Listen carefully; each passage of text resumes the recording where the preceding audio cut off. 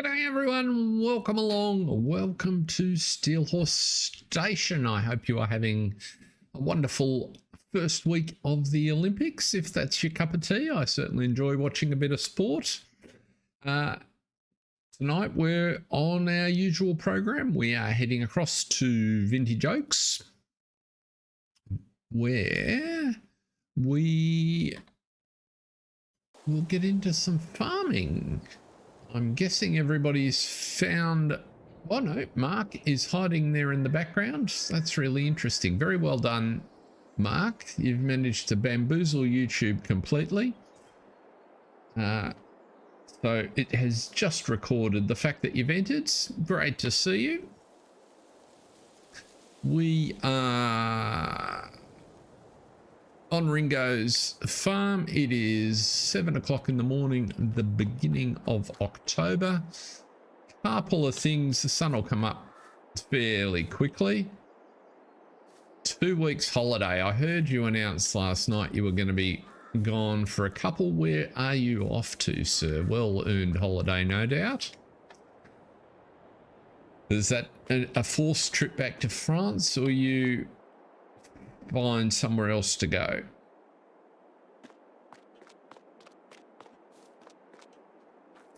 So what we've done is had a little bit of cash from those contract, the usual France, but holidays. I love France at this time of year into August. I've had several holidays there over the last few years. So we put a shed in, quite in keeping with the development of Ringo's business. That's given him somewhere to house the equipment. You'll see he's been collecting some grass. We'll go and check in. He's been helping Penny out a little bit, but that's pretty much the state of play. One of the things we're going to do is get rid of this lime spreader. Not happy with it at all. It doesn't form properly.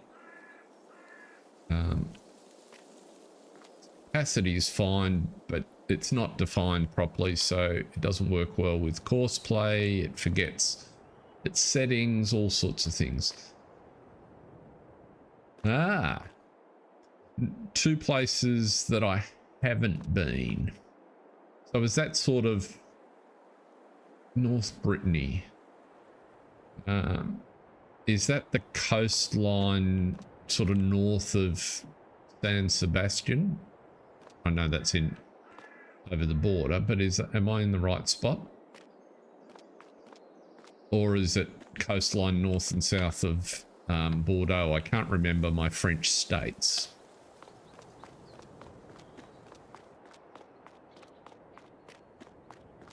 I do know we had a wonderful 5 days, actually exactly 8 years ago. My wife is showing me photos at lunchtime. Now, let's have a look. What is the state of play? So one of the things I was looking at, so this is the loan situation and the cash situation. So that's pretty good. Wait, okay. Further north. Gotcha. So up closer to the Belgian border, is that, are we in that terrain?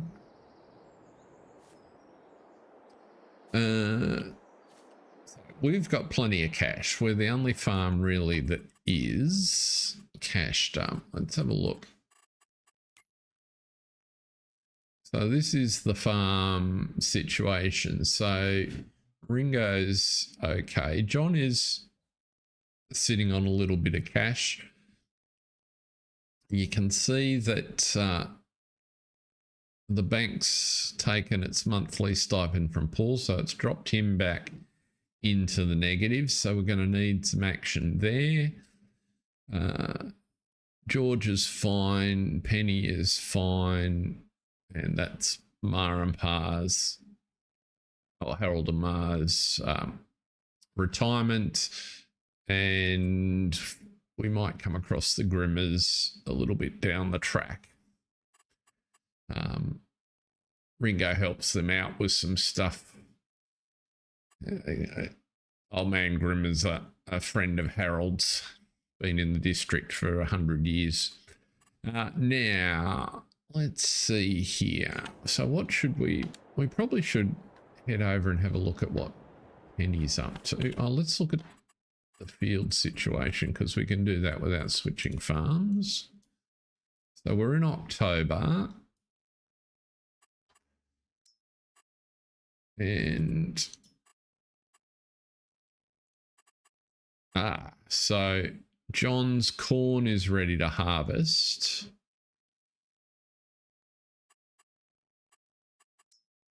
As is the sugar beet by the looks. Does that make sense? Sugar beet, yes. Okay. So there is harvest chores to be done on John's farm, but we might jump across and see what's happening with Penny.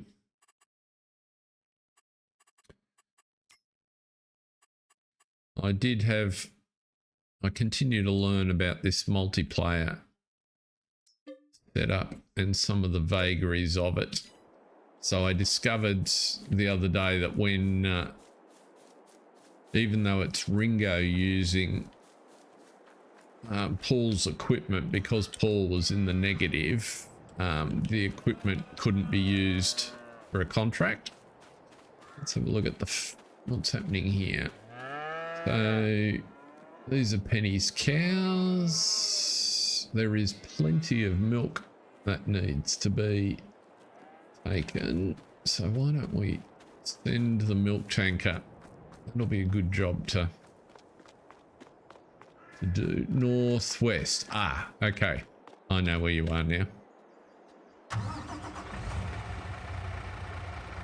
What should be fairly obvious from my misunderstanding is it's one of the parts of France that I obviously haven't been to. Because if I'd been there, I would have remembered where it was. There are quite a few parts of France. I like France a lot. Now, let's see. Oh, I've got to turn those lines off on that. Grant, welcome in, sir. Great to see you. That's interesting. How did you still have milk in there? I thought I sold that the other day. Never mind.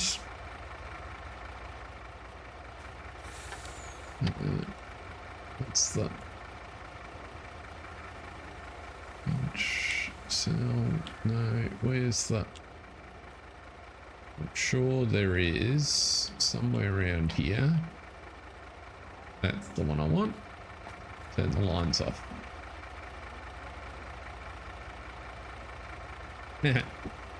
Yeah, by the time it gets to the shop, it'll be fine, Mark. I thought we got cash for selling it the other day, but never mind. That'll just be a good top. What we now know, though, is if we look at Penny's financial situation, as was hoped, right, her loan's still sizable, but she's getting enough monthly milk income to cover the loan costs, so that's a good thing. So let's... Oops. There's a bit of a bump there. Let's send you to... And just so we don't make the mistake we learned about the other day, we'll send you to the farmer's market without an instruction to sell.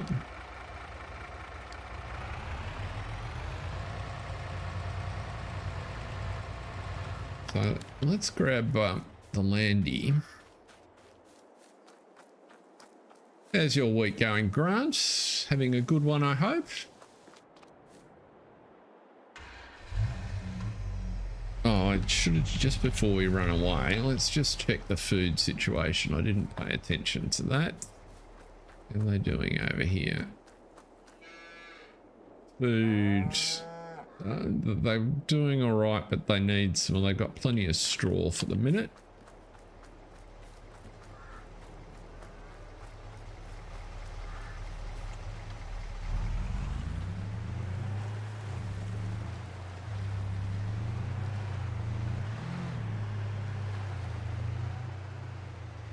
So the kids are still having a bit of a Barney with Paul.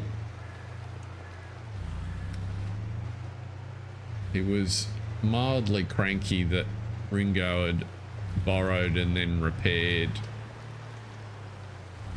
the harvester, and particularly we found out that he flicked some money into the account so that he could use it on that contract, and that got up Ringo's nose because he was only trying to be helpful.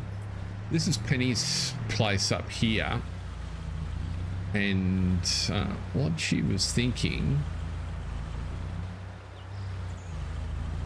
is that there's some really nice grasslands which she'd like to be able to mow. She had Ringo over helping her and did a little bit of experiment. As lush as this grass looks, it grows back, but it doesn't, so it looks terrific because that patch you can see there, slightly different color. Ringo mowed it, but there was it doesn't drop a swath. So no worries. Hey, you wouldn't want to set your watch by it, John, but we're glad to have you in. Welcome along, anyone else that's just joined us. So this field you'd like to be able to mow, and what she was thinking, triggered at least in part by a mod that some of you might have noticed came out. Gaming Joy has released another one which I particularly liked. I can't show you anything about it, but basically what it does is it increases the end resale value for horses. So up until now, horses have been a complete waste of time, but what he's done is he's just changed it so they appreciate in value over, I think it's 5 or 6 years, with an ending value up in the order of 50 grand. And so Penny being Penny and looking at this property here, I'm kind of thinking, it's a little bit dark, let's do two things. Let's turn that on and let's just get a little bit lighter, shall we? There we go. That's better. So what she was thinking, let's adjust the picture, is that this would kind of be a nice spot to complement her cows, to potentially put some horses in. Now, we could certainly put a 5-horse pasture pretty much anywhere, so that'd be fine. And just looking for that looked a little bit more out in the elements than I suspect she'd like for this part of the world. And it's unfortunate, I looked but I couldn't find any, because they've been so poor to play. There's not a lot of mod selection. So what I was thinking potentially is to maybe not that one, that's the wrong scale. Sure, I found a building that kind of looks the part.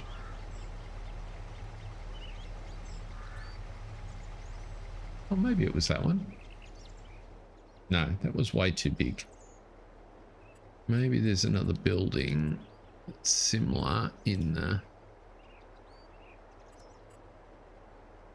No.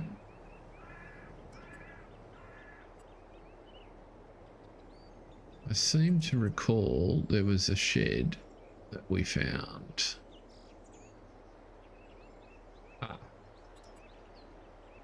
Maybe something like so that we could put with the pasture and just pretend it's a stable absent another mod. It's not like we're going to spend a lot of time in it, and the feed triggers will all be on on this guy, because whilst these have stalls and things, they're a bit big. So if anybody's got any other ideas, that's sort of what I'm thinking about at the moment. But is to go with something like that, and then just put a building beside it. And then if I have time, ultimately, I might be able to find a cow pasture that can be converted. But these all didn't kind of look right. So that's Penny's plan.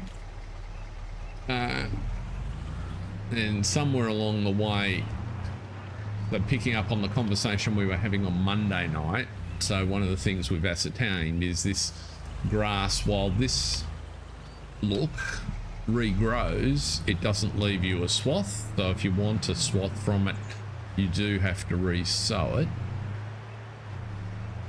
So we will do that there.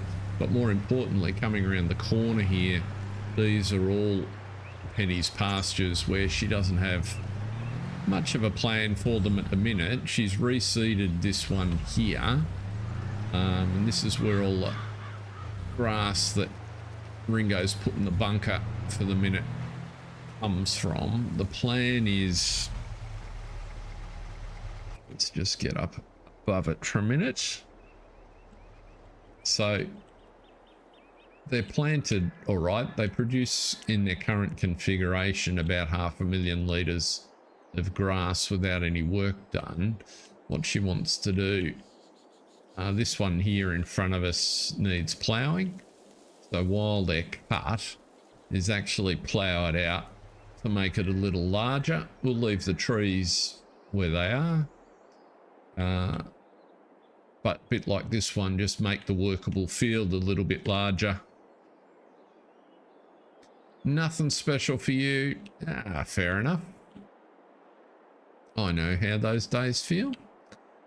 And that way we'll get a little bit more grass yield. And if we come across here, there's a couple of spots that we can extend into to really improve the amount of grass we can generate in this area, and that she can work with Ringo. That silage income will both feed the cows and produce a nice return. So that's the plan. So the job here, when we come back to it a bit later on, is to get the plough going on this field. Get it sorted. Yeah, let's jump across and sell her milk, which should be at the farmer's market. Let's see, over here. Looks like it. Yes. Now I am in the correct farm this time. Now that we know I've got to be in the right farm to do the selling bizzo.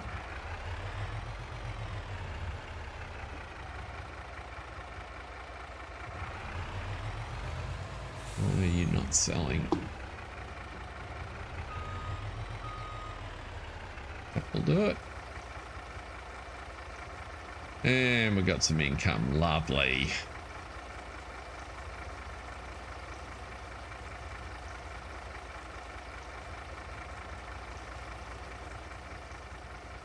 What's that going to pay? Actually got a realistic, well, closer to realistic flow rate.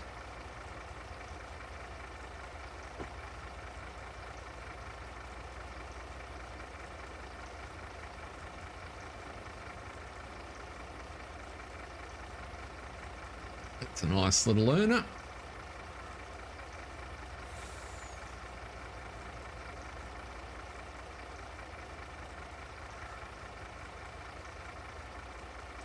Very tidy. Don't mind doing that, even if it has got some chunky bits in it. Now let's send, oh, I can actually send you to park in the shed. Let's see if that works. So 32 grand. That'll help keep everything afloat.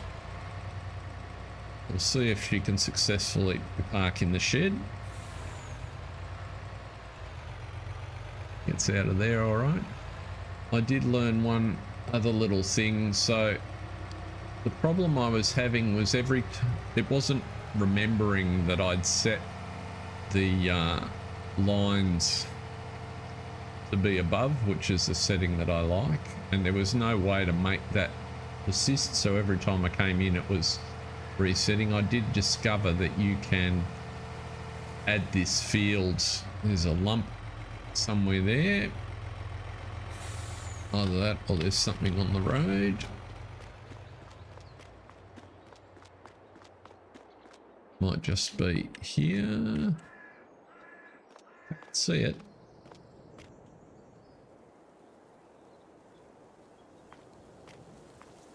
No.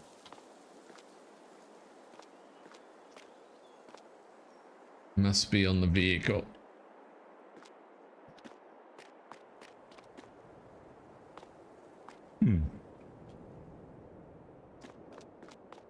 But yes, there's a setting for line height in the that you can set to make it persist, so that's good. Right, let's turn you off. Let's send you back to the store.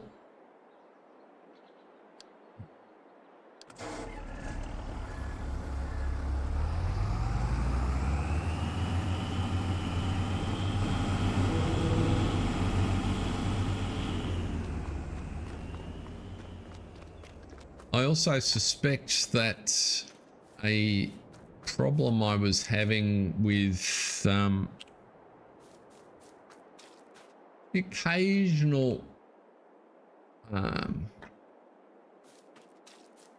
issue with the harvester and headers is being caused by, I was trying out the mod which automatically allocates a header trailer to the header, and I think it has some conflicts. So just to let you know, it creates weird situations where the harvester won't reconnect properly. So just to be aware of that one.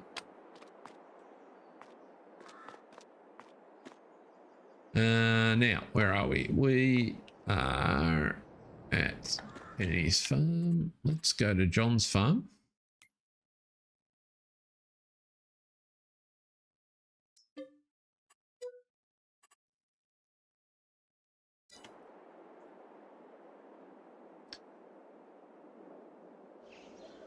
We could get George going with some of his sugar beet harvest. We'll come back to that. Let's get you out of here. What angle have I got that on? A very difficult angle to pick up. So let's turn you that way. So the corn is ready to be harvested.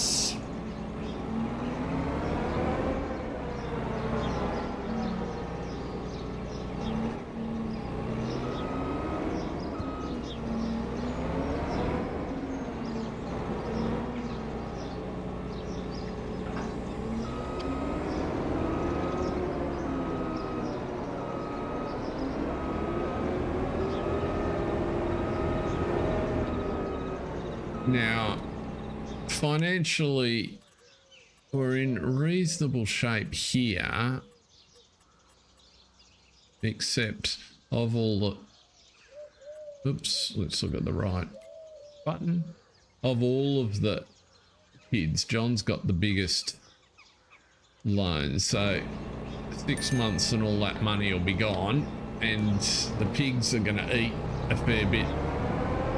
Now, the good news is he's got a little bit of income, but nonetheless, he needs to get sorted.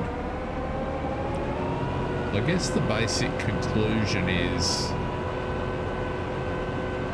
4 of the kids have their own situations under control, and it's just Paul on the hill that they're worried about at present. Oops. So we left that tractor parked the other day, nicely in the way.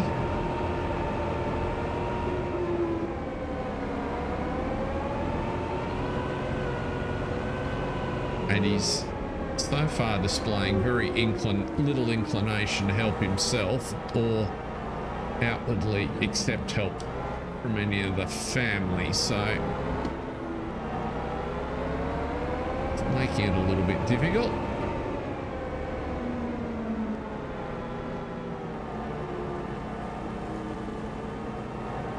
Let's get going here.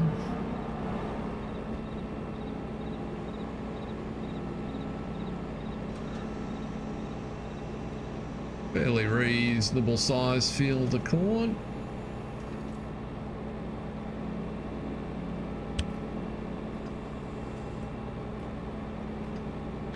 Oh, still unfolding. There we go.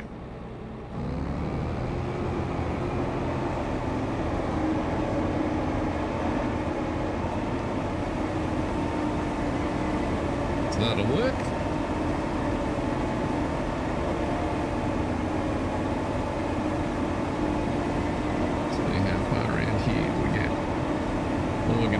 For the minute is drop it in the lower shed. He's got a pile on the floor. It's only for pig food, so no need to get too fancy with it.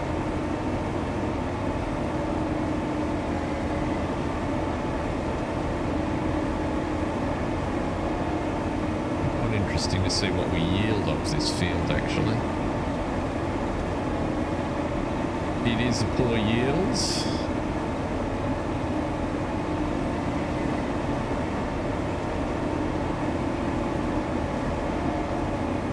I think it's safe to say that with everything else that he had going on, he was going his own way a bit and wasn't doing the best job on the farming side, not in as much of a mess as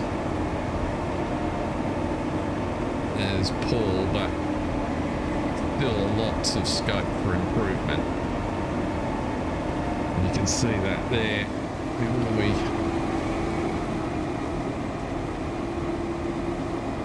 Yeah, so both pH and lime in pretty lousy shape. Oh, sorry, pH and fertilizer in pretty lousy shape.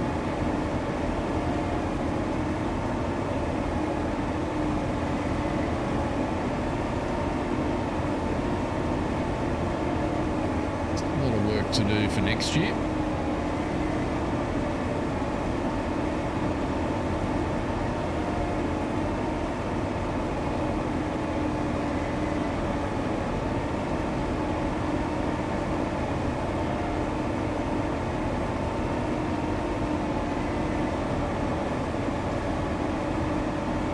So we'll need to calculate what those pigs are going to consume in terms of corn.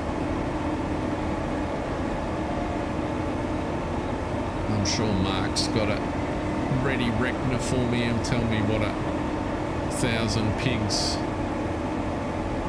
what's the volume of pig food that they would consume for the year, and half of that will be corn, right?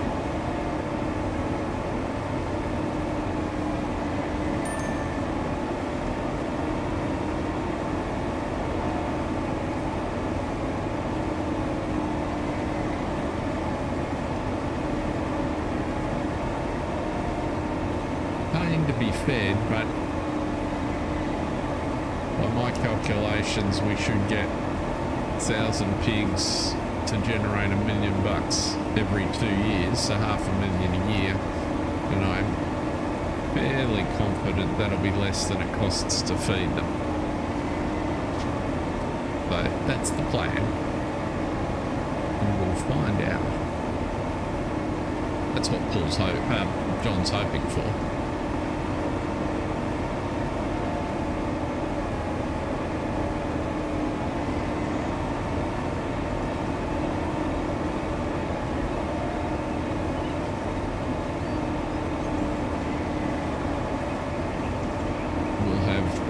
Plenty of sugar beet for our own purposes, because that's a much smaller percentage of the pig food, and then anything extra we can do some sort of swap deal with George for sugar.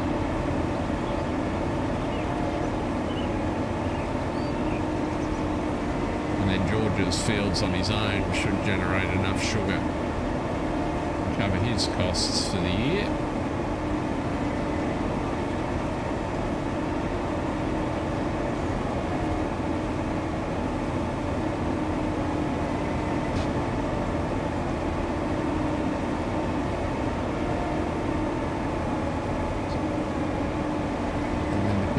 Can they generate any surplus to get some extra investment going? Because that's how they'll really get ahead. That's where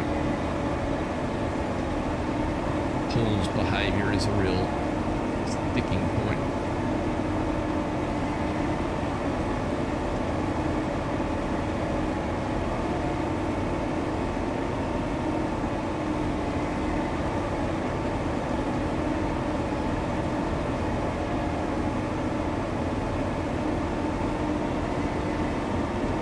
So it looks like we're going to get all the way around without filling the tank.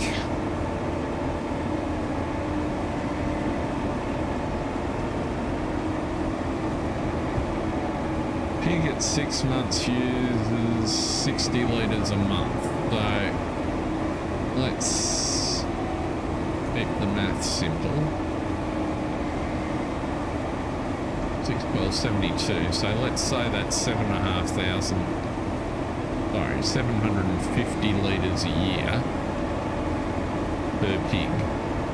So 1,000 pigs are going to eat 750,000 litres, of which half of that is corn. So we need 500,000 litres of corn to comfortably feed them.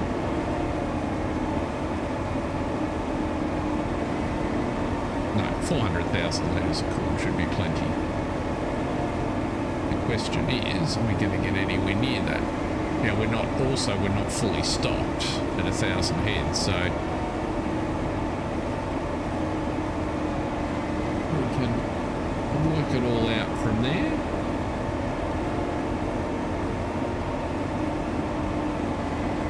Yes, I've got, so one of the advantages that my aide de memoire, I can't look at it here, but because I put all those formulas in the feed factory that George has, that helps me remember what those ratios are, which is quite useful if I forget. But clearly the biggest volume up with, we've got a good mix of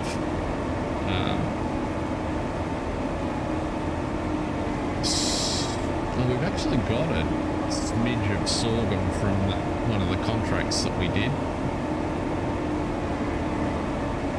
I didn't get any closer to that weird issue with contracts, and in fact I had a different one. So whilst the game let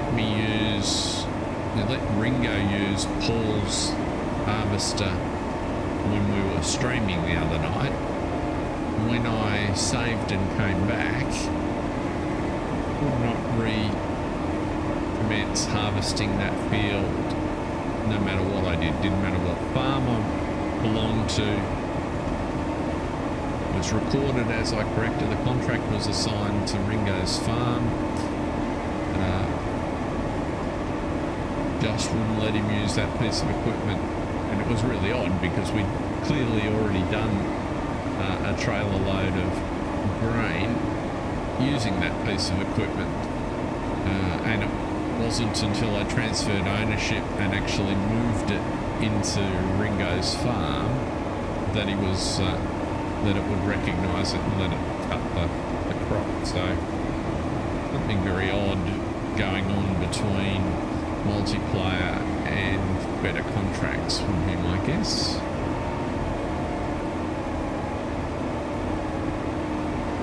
They're the little quirks we learn to work around. Just about time to go and get a cartage vehicle.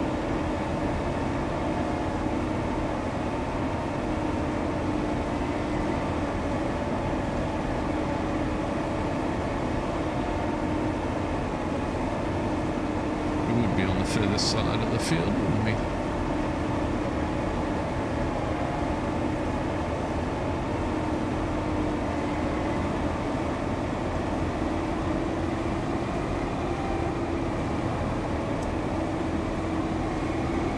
Yeah, but the point I'm making, Mark, is it wasn't when we started. So when I commenced harvesting the other night on the stream, it was Ringo Drive, Paul's harvester. Nothing about that changed, and it quite happily let me harvest the first, 25,000 litres of crop. It wasn't until I saved the game and came back and restarted that it all of a sudden decided that it didn't recognize the field. How big's that Bailey trailer? Or do I get the farm tech's probably bigger, isn't it? Let's have a look here. I can't remember the capacity of these trailers.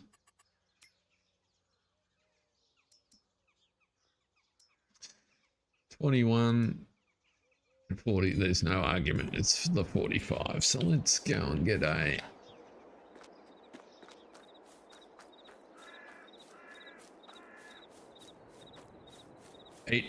when I came back the second time, it didn't matter whether I was trying to run course play, trying to do it manually. It told me, the message I got was that I couldn't cut the field.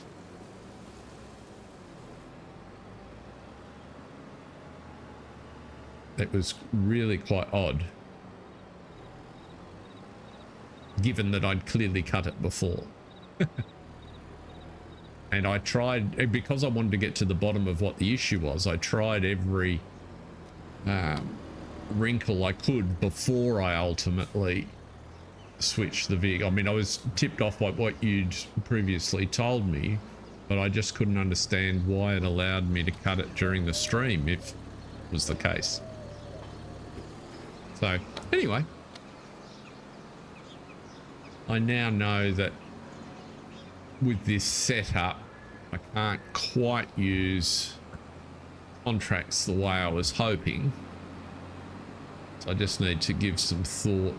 And as I said in the stream the other day, I luckily don't plan on doing much in the way of contracts now that we're up and running and we've got farms established. We've got plenty of work to do, and if save the situation with Paul, which is part of the storyline, the remaining farms are broadly sustainable if we put the work in. So that's all right, we can get the rest of it to fit around the edges. And there's always a chance to use Ringo to do some spot contracts here and there if we need to help up the cash. Which is what his business is all about anyway. Welcome along. If you've just joined, we are on Vintage Oaks, having a wonderful time. Playing multiple maps, doing lots of different things. As you can see, we're pulling in corn today, which will be for our pigs.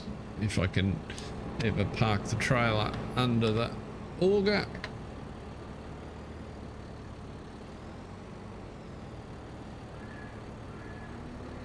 That's better.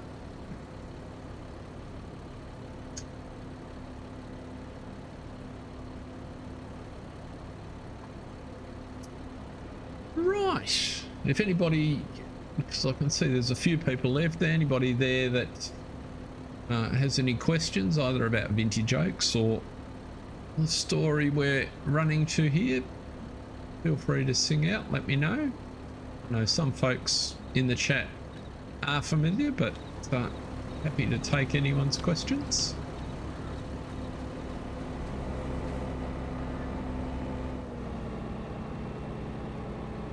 Do need to deliver that straw that we were bailing the other day down to the pigs. I'll do that in a minute.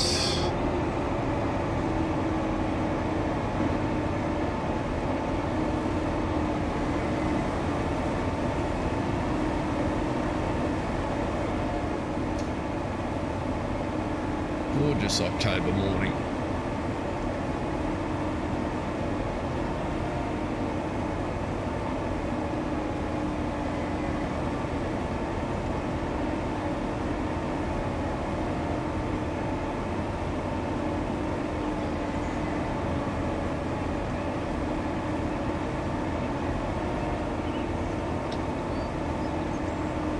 So on your holiday, Mark, do you catch the train across or the ferry?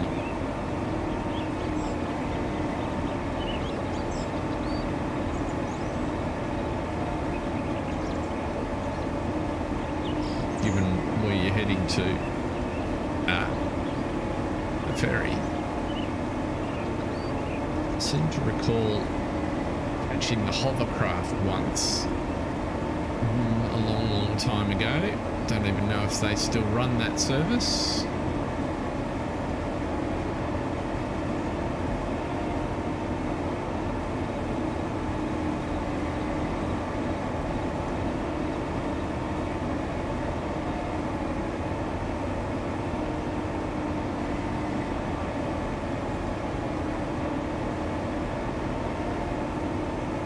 Yeah.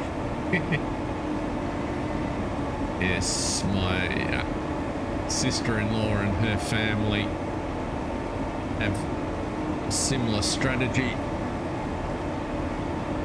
We've met them several times in the last few years in the south of France, and they do the same thing.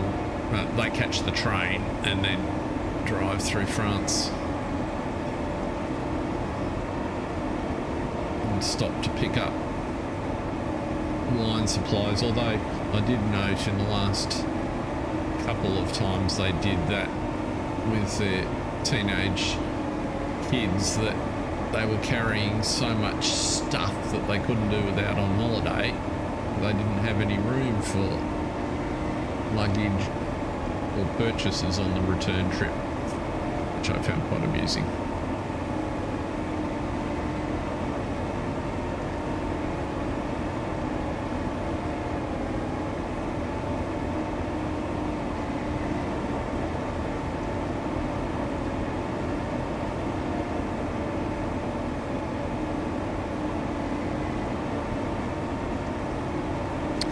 Yeah, I remember my brother-in-law complaining that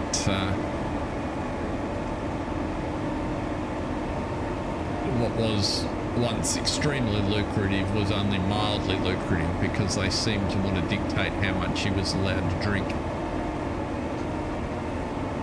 And he was busily trying to convince his wife that just meant he should do more trips.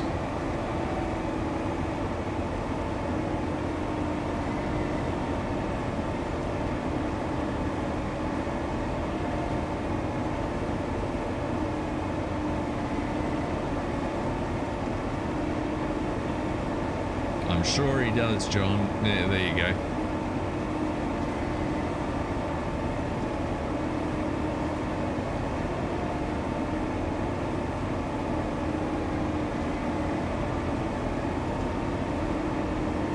What's that? 2 dozen bottles.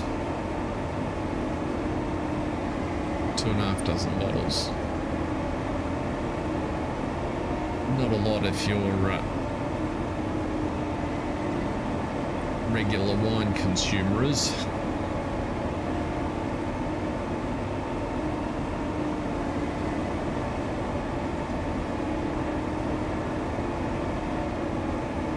Good friends of ours here have a very nice cellar.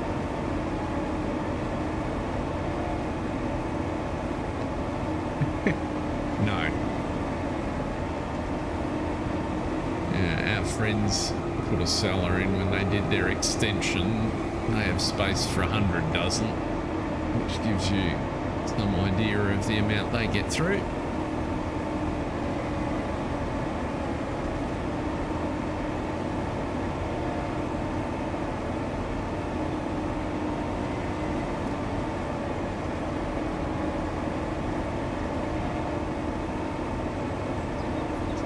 Let's get through the...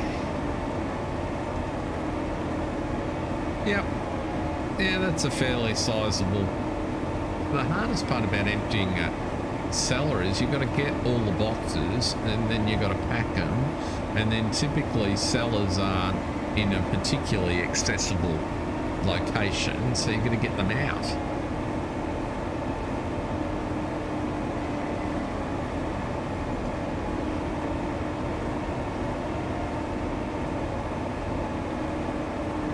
There's dinky little stairs that go down to some of them, can be quite tiring when you've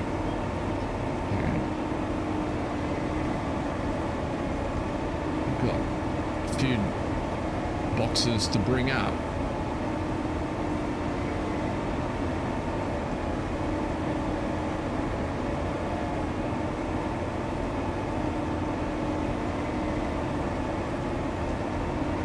There's a lot to be said for those drive-in cellars that I saw when we did the campaign tours at Putney.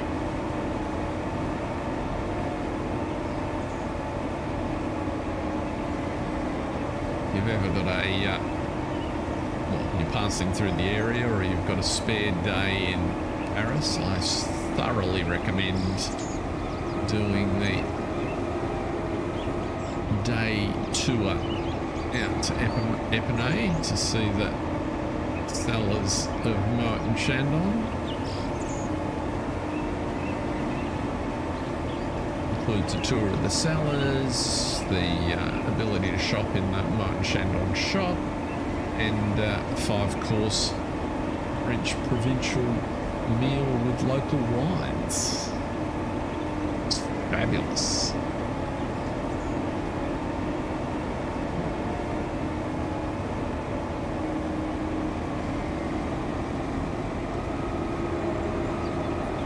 Cool.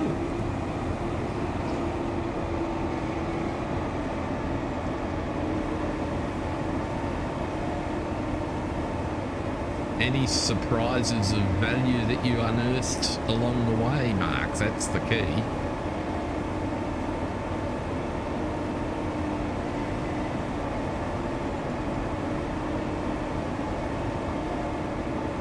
You know, 47 Rothschild or something along those lines. Not that I know anything at all about French wine, I'm just plucking numbers and names out of at random.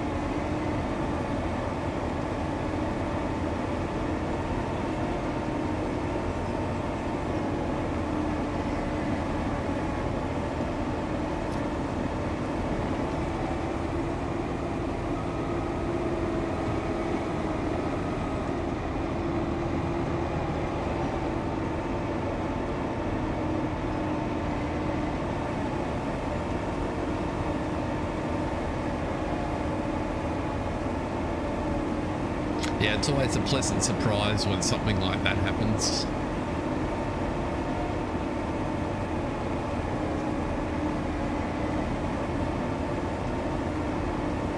And when you do open a nice, or someone opens a nice one, then you suddenly realise the difference between a very good bottle of wine and an average bottle of wine. And they don't always, but when they taste better, they do taste better.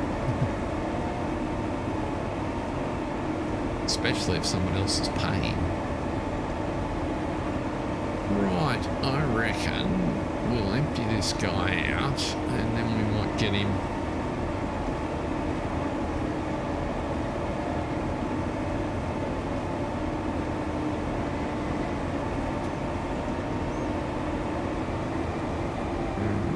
Let's go and get the truck.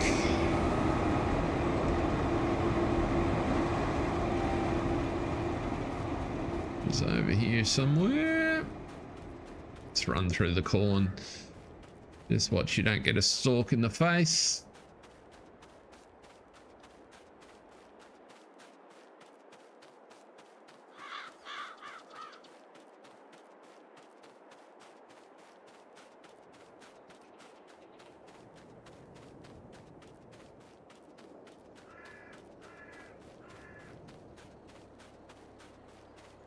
Now, oops, there it is.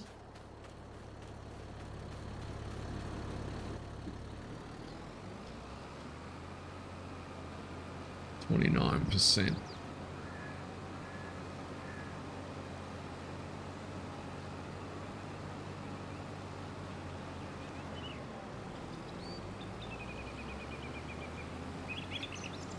Yeah, that's a good call.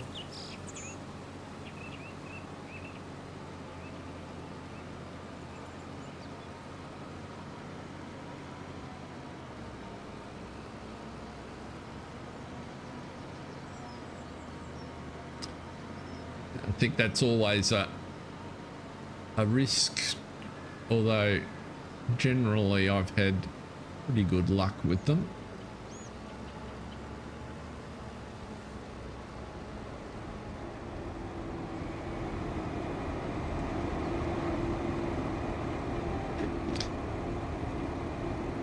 I gave half of our, or more than half of our wine away. I stopped drinking early on in COVID. Nothing to do with COVID.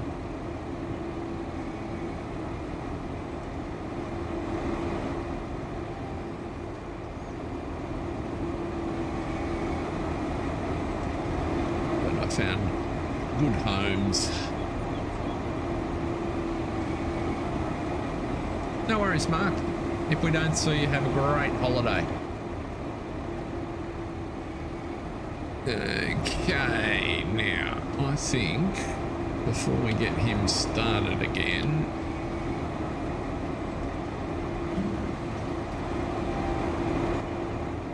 actually we will. Let's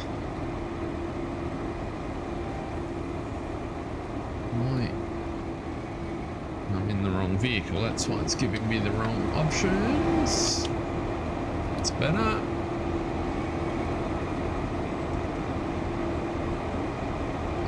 Temporary course. Let's have a look here. Let's open the course generator, put 3 headlands out, which we've done. On the headland, sharp corners, generate the course. I want you to go that direction. I'd probably prefer you to go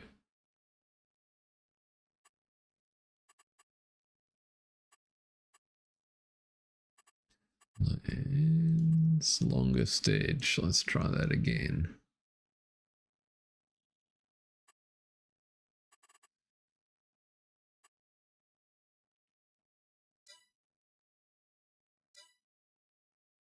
Now let's have a look where this is.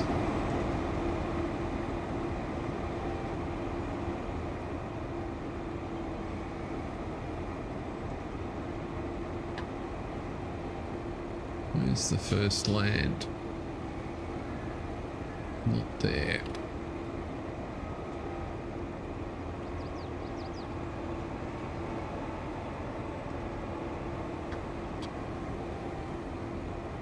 Actually, if I put you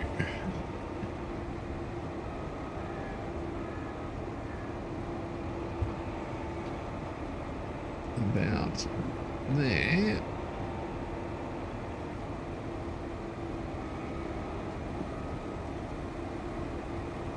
and nearest waypoint,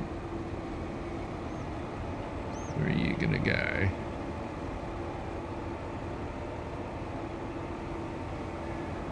It's the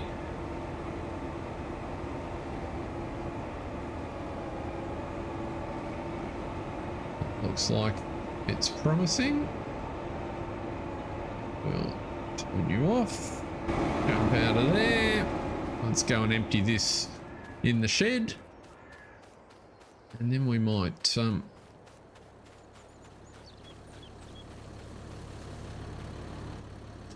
as we know we'll get a couple of loads in.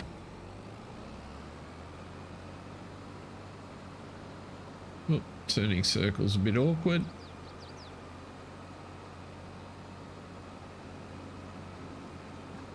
That'll do. Now, got to get the rest of those bales off that field and get some straw into the pigs. And also take a couple up to Penny's place so that she's got a little bit of straw to get the cows through the winter.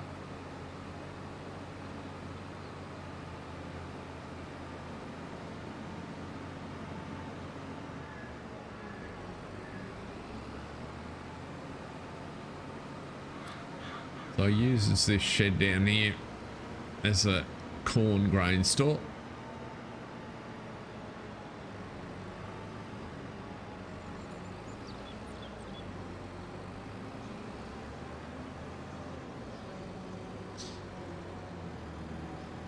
Realistically, John's probably got more equipment kicking around than he can use. Let's just pop that over there, out of the way.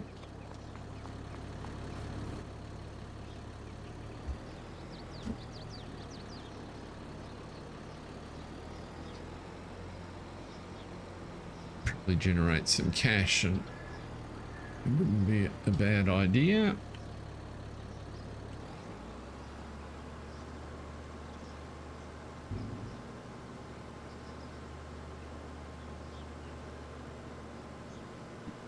I don't think you normally get straw from the corn, do you, John? Is that mod you use again that gives you straw from everything?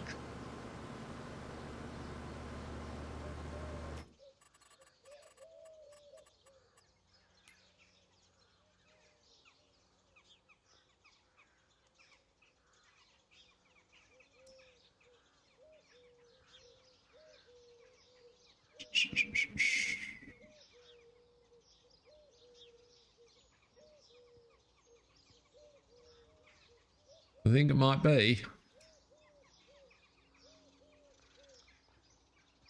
What does it tell me about straw? Can't remember looking in here for such a long time. Timing. Planting, harvesting.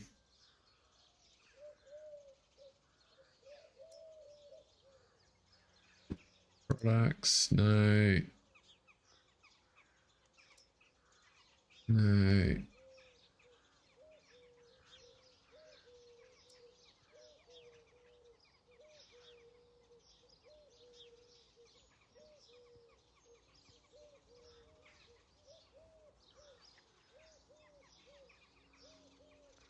Yeah, I'm pretty sure that corn, your only option is if you want to turn it into chaff, you can go that path, but so silage harvest it, but I'm pretty sure you can't get straw generally.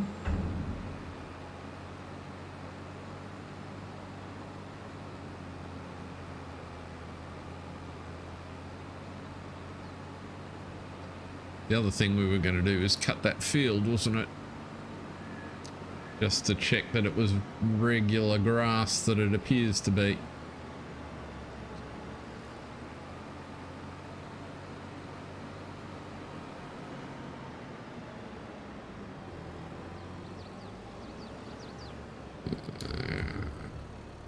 Have I got a... I might not. What are we on? 70, 146. Probably not. So we'll just do it manually when he calls us to tell us he's full.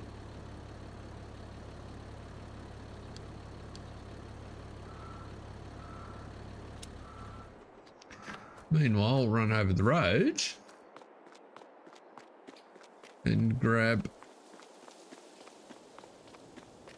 a trailer I loaded earlier.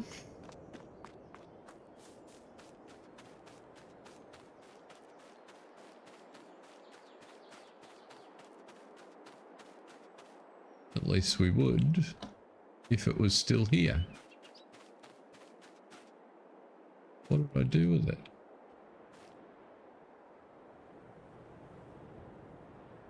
Ah, straw harvest mod. Okay. That would do it. What have I done with the straw on the trailer? Did I move it?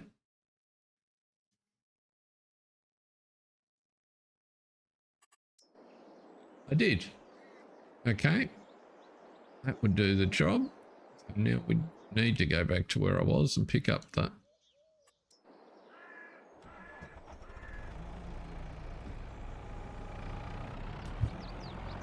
Might as well take two while we're here.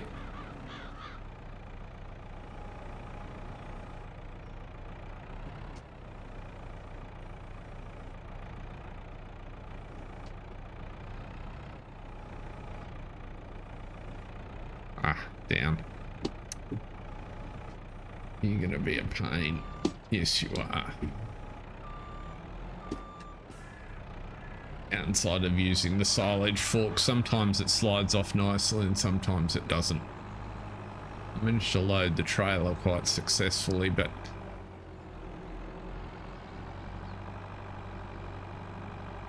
this one may take some getting off.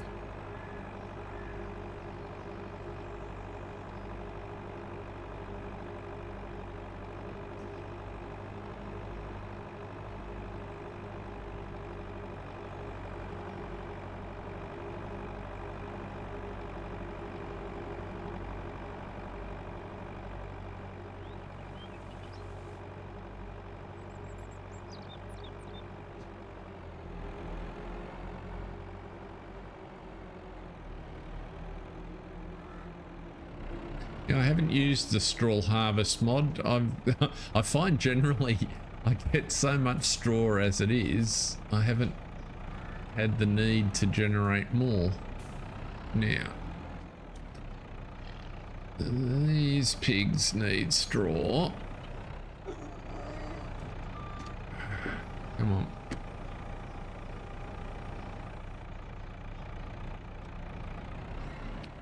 You're gonna come off there.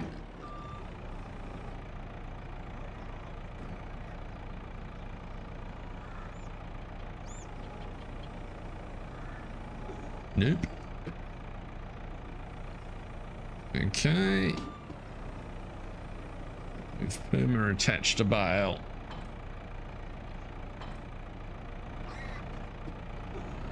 Now.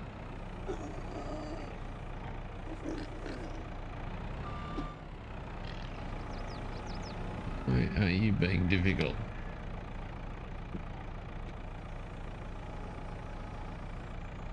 I had zero trouble with this the other day. It worked beautifully.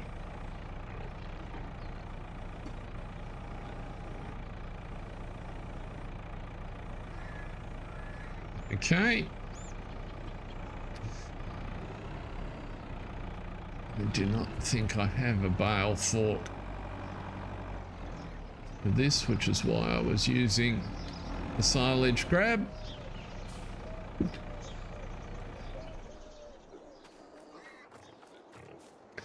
I can use super strength on the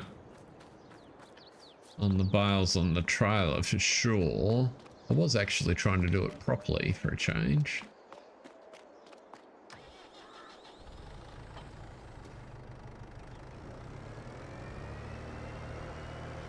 We'll give it one shot. I know where there is a bale fork and it's not the right fitting to put on the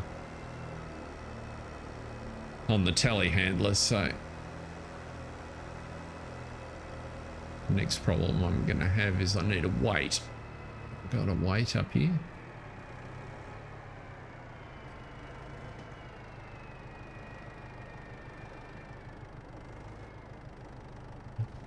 Really? So what sort of... Is that a wheel loader? Goodness me. Not having much joy there.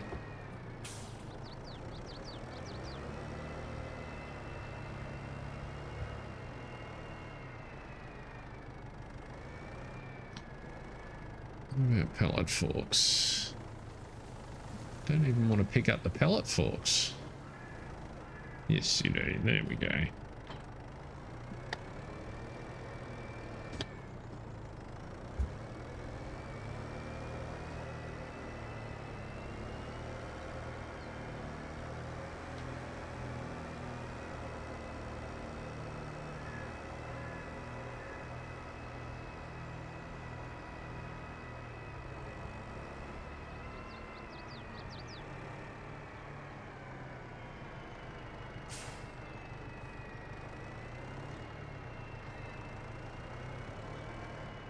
Let's see.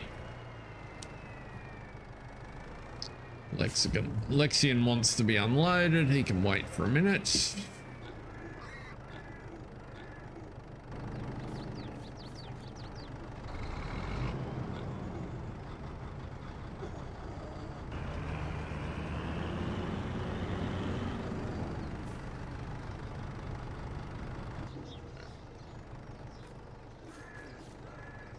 Pig's looking good though. How do they offer food?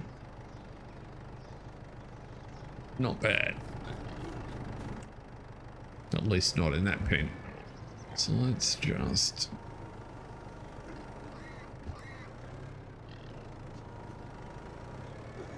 Whoop. They're in the trigger already. Okay, that's good to know.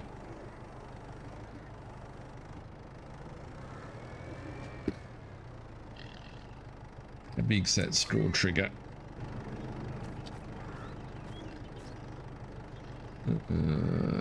Straw. That's plenty. That's why you sitting up there. So 4 bales is plenty for each trigger. That's good to know.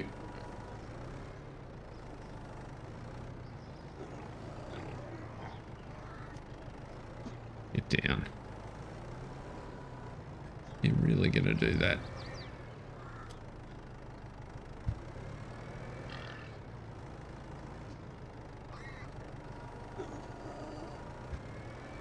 I was happy to pick up the first 2. Now all of a sudden, there.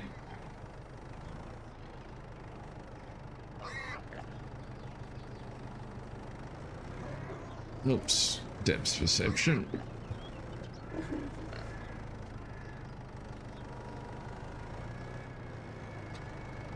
Yeah, where are we at the back here? Little bit front heavy.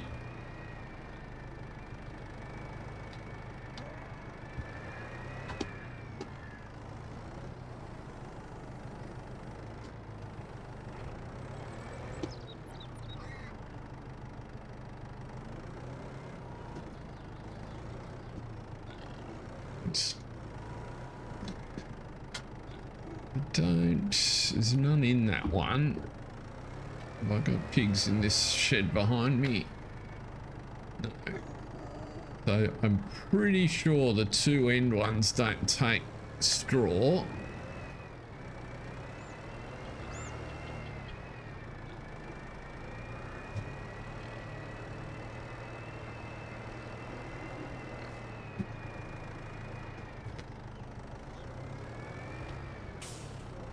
Run 2 more down there.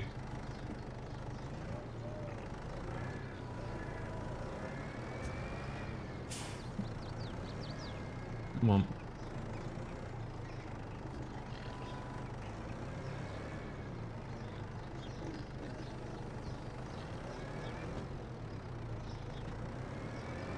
Yeah, now you want to turn over.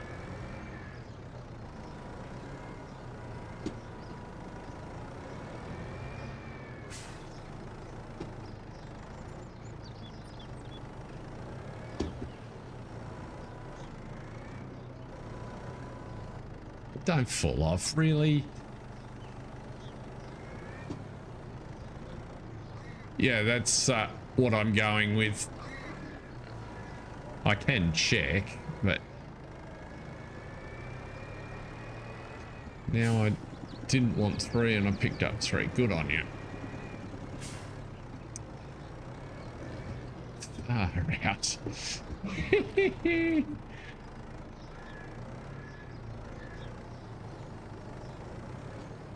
Oh, and they've got a mind of their own now.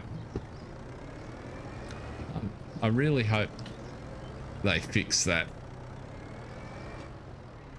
in the new version of the game, because it's so annoying when they somehow develop movement from a stationary inert object.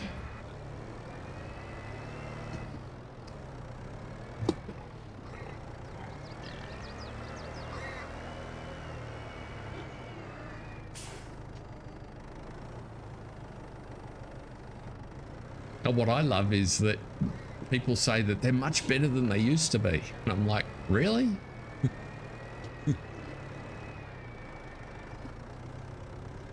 Oh, goodness me. My depth perception is shocking. Now I'm magically hooked on fence in a fashion I don't understand. How do you get into that position as a model?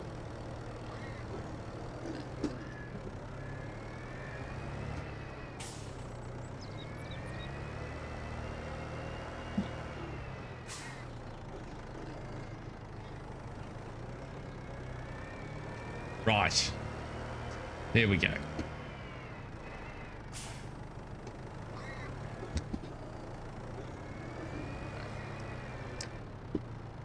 So that one's full. Let's just jump out and have a look. So he's got plenty of food and plenty of straw. They are showing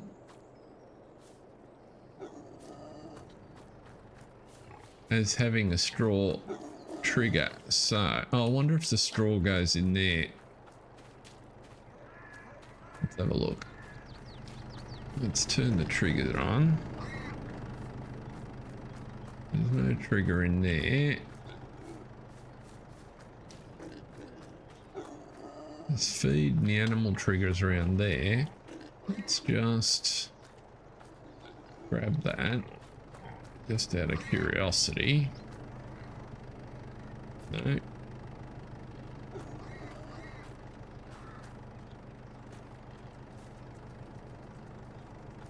No. Just in case it's one of those funky little buildings that... There it is. Okay, so you put straw at the feed trigger.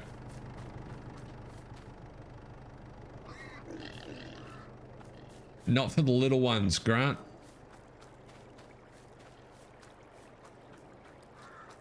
These little pens at the end, they're actually by the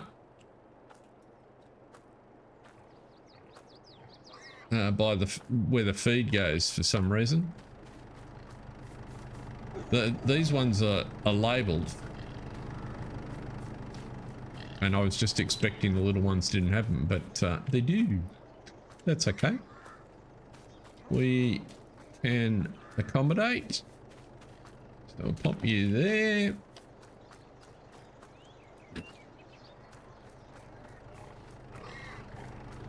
This should keep pigs happy for a little while.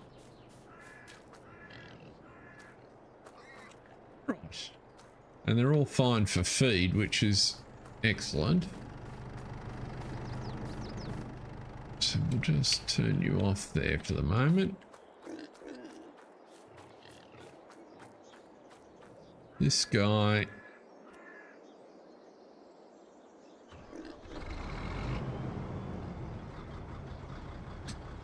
I was going to let the pigs just sort of run through till, well, keep them obviously fed and watered and the like, but let them run through till the end of the winter, and then we'll take stock with how many bred and what sort of quantities we've got, and make some decisions on how many to hold.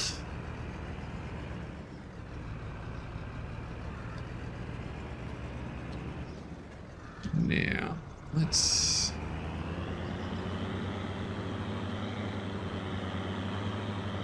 head back up. We'll load the rest of the trailer by hand and head on across. Oh, we'll empty the harvester so it can continue.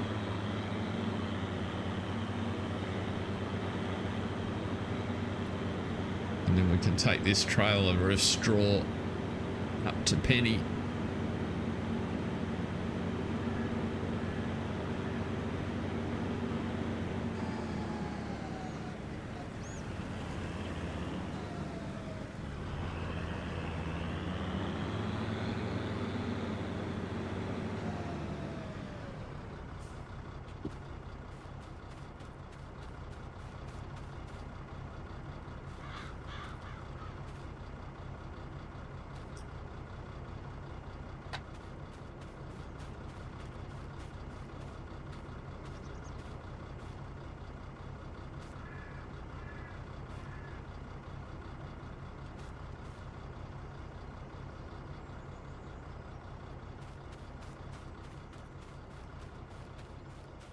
So only 5 to go.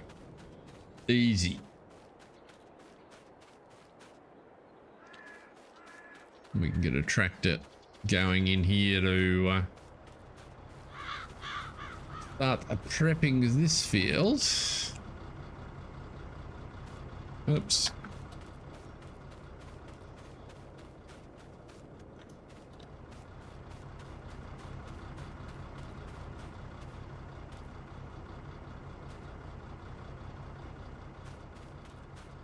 Not the greatest stack you've ever seen, but it'll get the job done.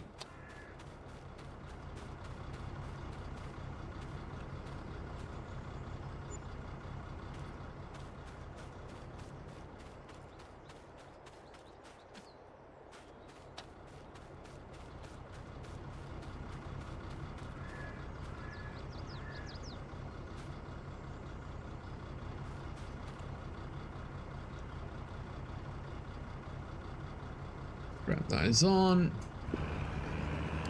You can go to Penny's yard.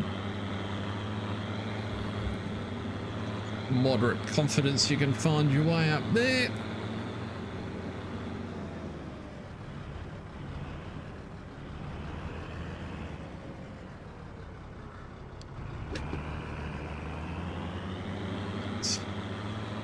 Now where's the truck? Oh, the trailer.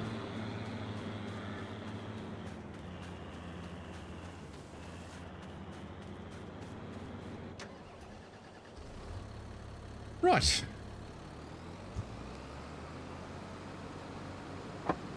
Welcome if you've just joined us. Great to have you along. If you've got any questions, feel free to just sing out in the chat and let us know. We are on Vintage Oaks, having a fine time. We've got multiple farms that we're running here. Why did you not cut in properly? Weird.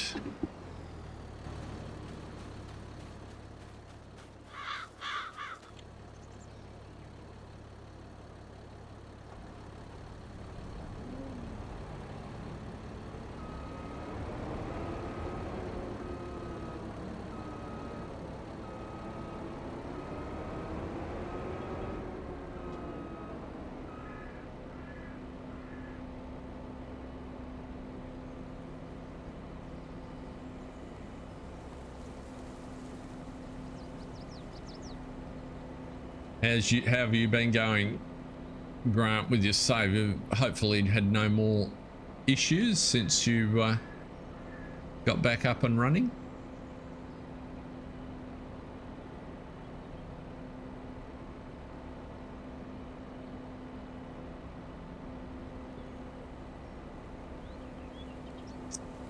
Right, let's kick you off. What are you doing?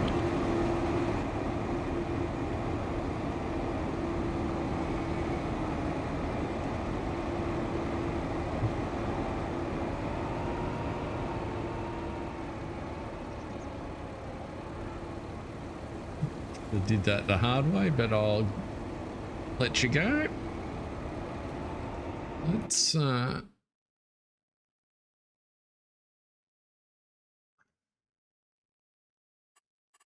Let's jump over to Ringo's farm. Go to the shop where we should be able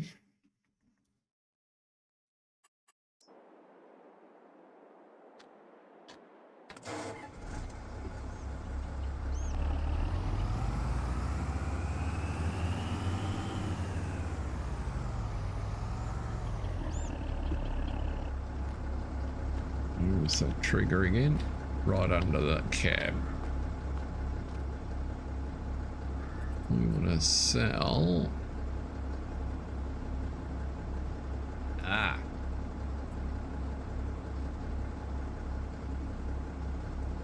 Glad you haven't had any more issues.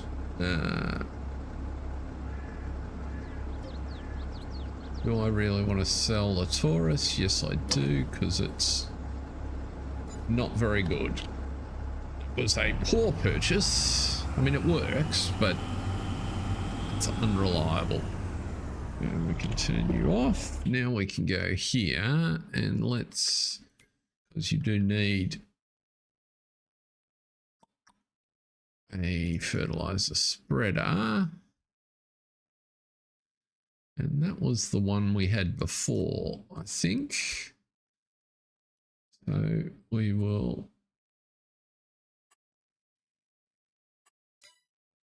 does both. That's all I wanted to check. Ah, hit the wrong button.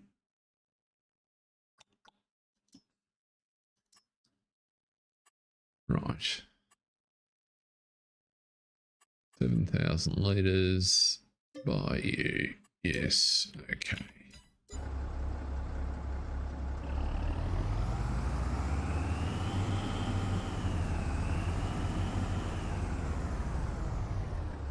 Now I'm guessing we're going to need you. The 6 ton, which one was that?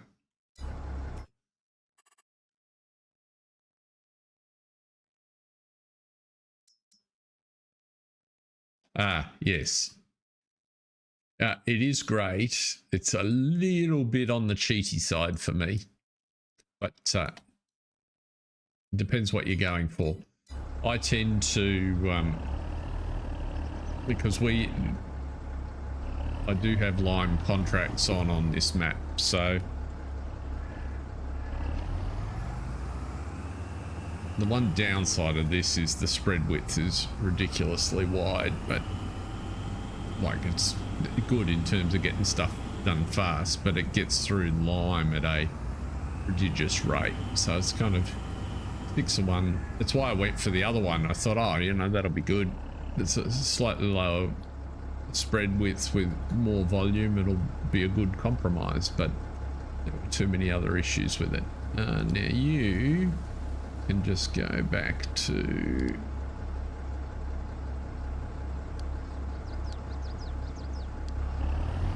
Ringo's farm. So next, let's get back to Paul. Sorry, to John.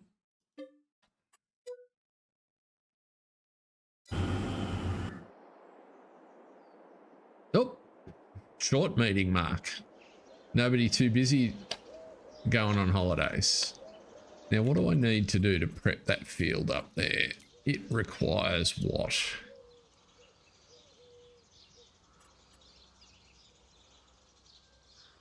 $175 and $174.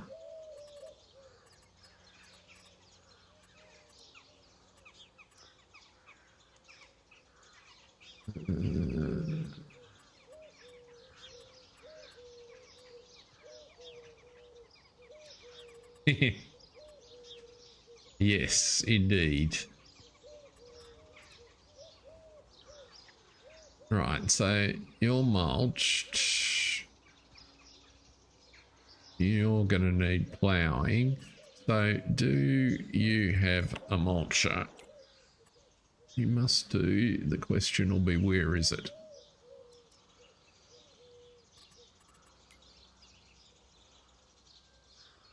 Discarrows. Maybe you don't. Okay, so you're not going to be mulching. We won't worry about that.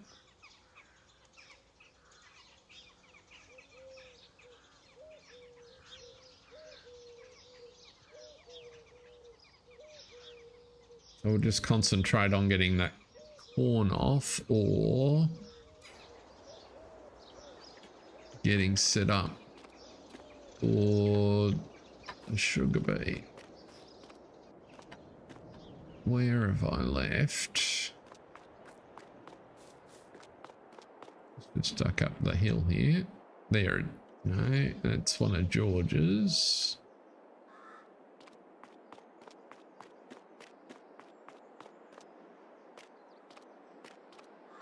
G'day, Argsy. Welcome along. Great to see you. What have we got hiding in the back here? It's a joker. Okay.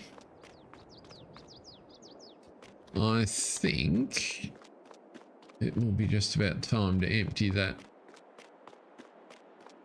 harvester again, wherever it is.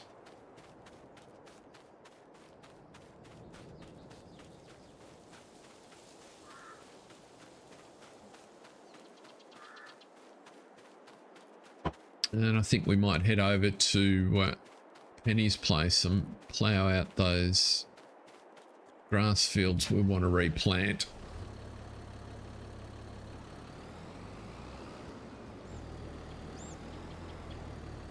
So, oh.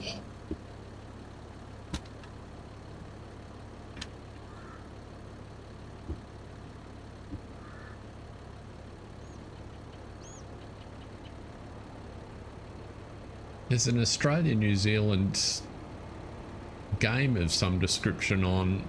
I think I saw the flash just before I started the stream, but I couldn't tell you what sport it is. Where are you going?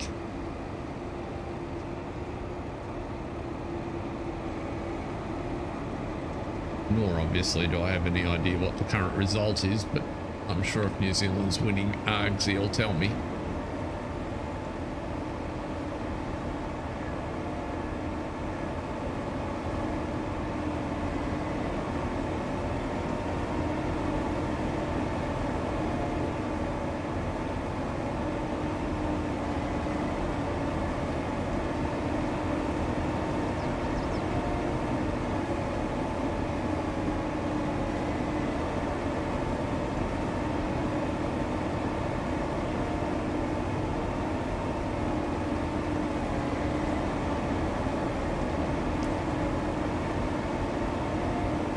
Through this, we can get the plough going on here as soon as we got the corn off, while we sort out that. What we probably should do is actually get George going on his sugar beet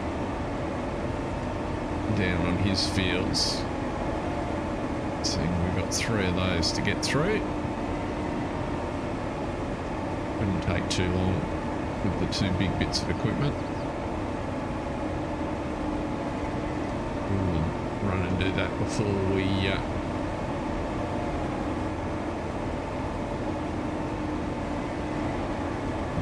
do Penny's grass fields.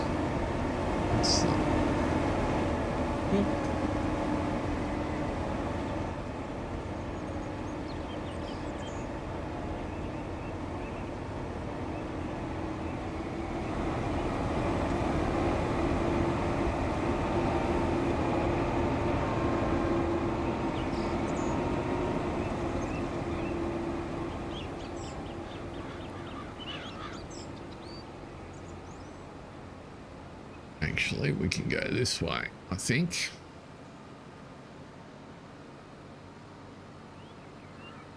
What is that piece of equipment that I've got sitting over there?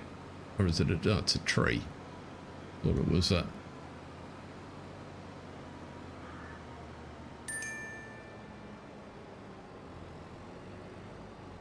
Yes, the swimming finals are all at a unpleasant time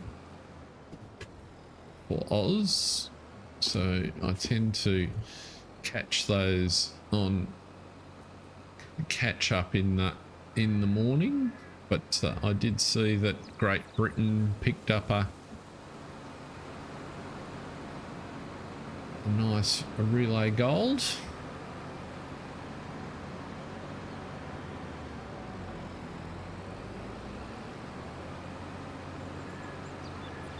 I think you might also have won a triathlon gold as well, if I'm not mistaken.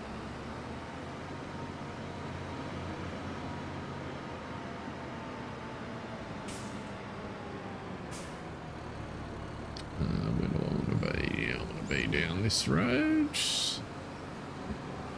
in the main entrance to our farm.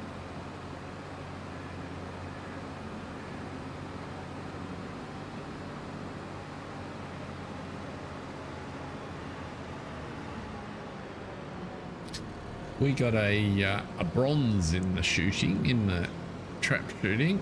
Women's trap, I noticed. Oop, managed to dribble grain all the way out of the shed. That was a good job. To tidy that up after.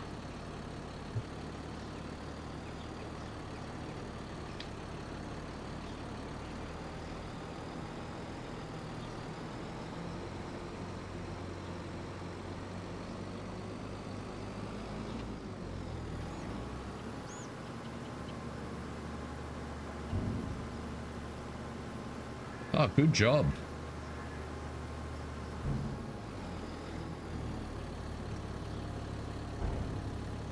Don't want to win too many more of those silvers and bronze, Argsy. You'll be upsetting America and beating them on the medal table.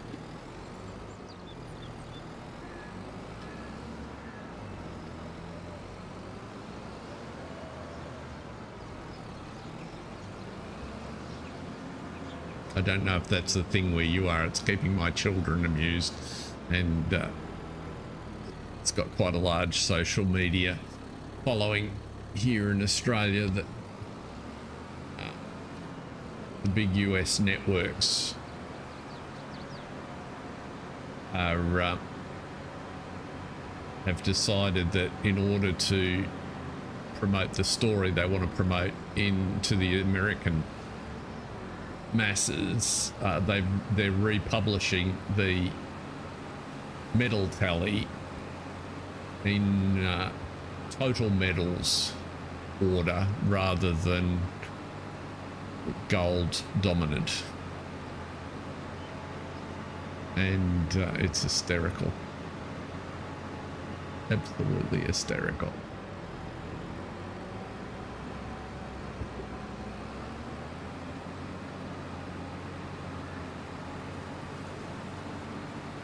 I'm just waiting for somebody to then republish it with a discount rate of you know, the population of the country, and you'll see countries like New Zealand jump to the top of the table instantly, and along with some of the smaller African, well, just smaller nations in general that shoot way outside of their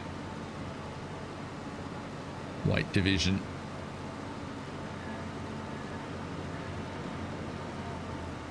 I think the important thing, John, is they only like to count all the medals when they're not leading in the gold count.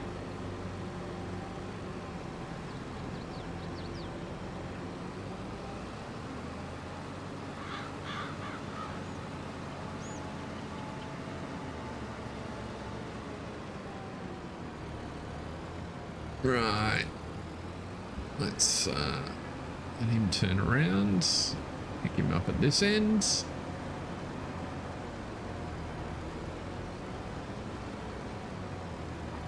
But we've got to have things that keep us entertained. The world would be miserable otherwise. And there has been some good competition.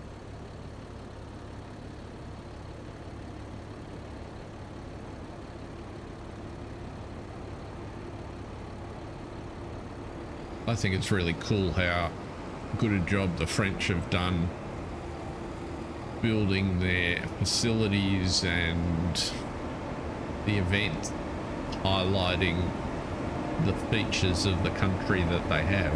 It's, I mean, I'm not a fan of equestrian, but the shots of the equestrian with the Palace of Versailles in the background are just stunning.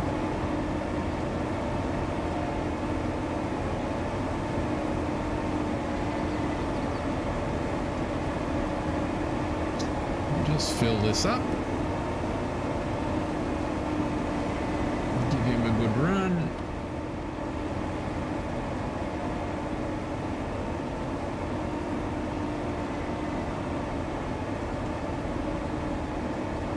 Let's go down and dust off George's equipment. It's probably empty.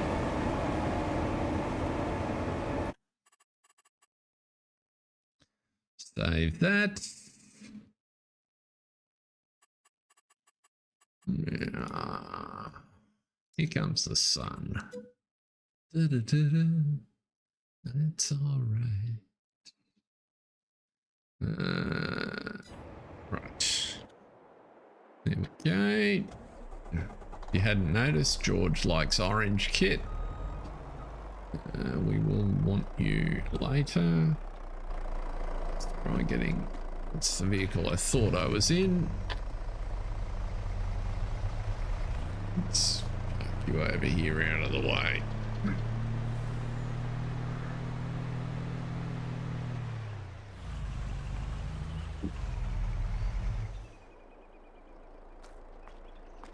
Now, we need to get you out of there.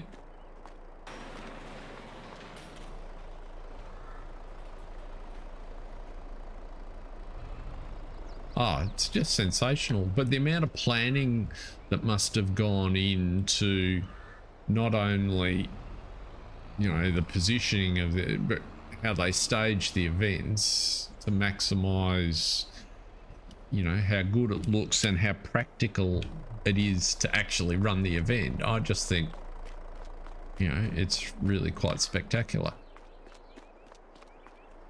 Now, let's see here.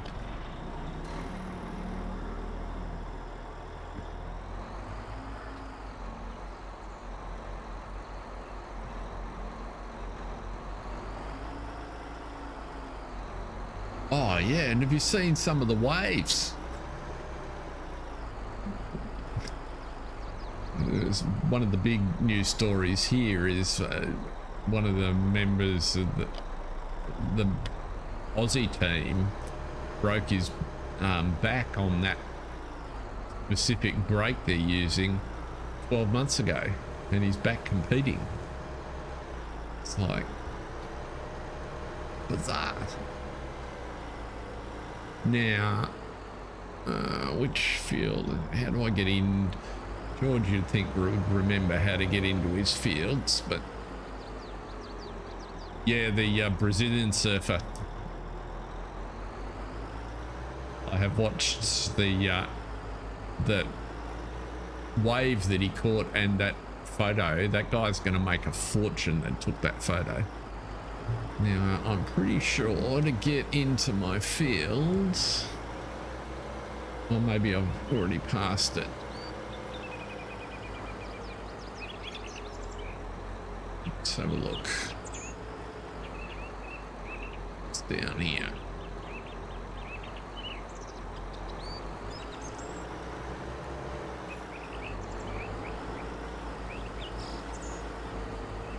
There we go.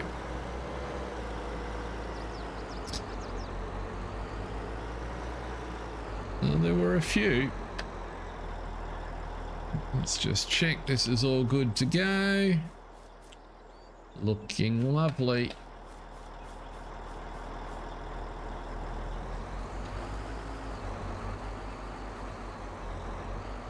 Oop. Let's unfold you.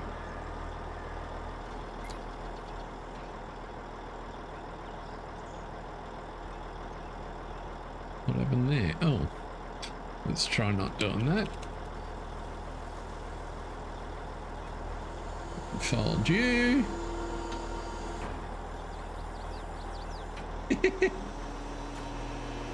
Yes.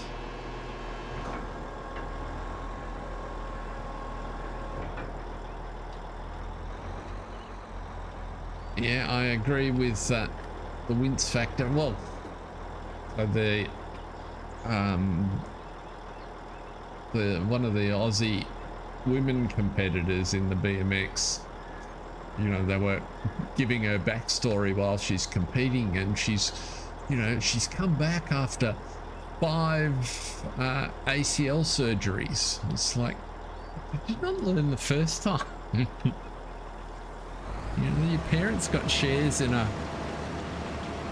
orthopedic hospital.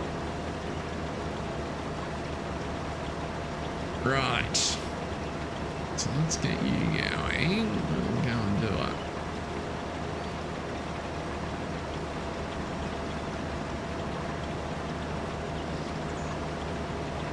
This is the smaller of the fields. The yield's not terrific down here either, but it'll be enough to get us going for a year. Yeah, it looks quite amazing, that shot.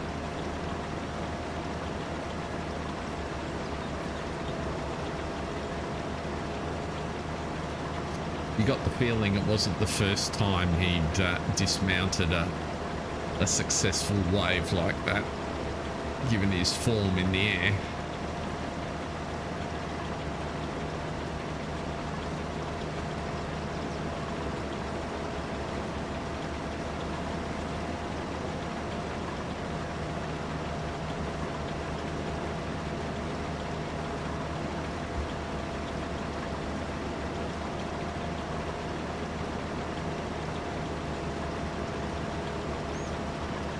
Pretty cool.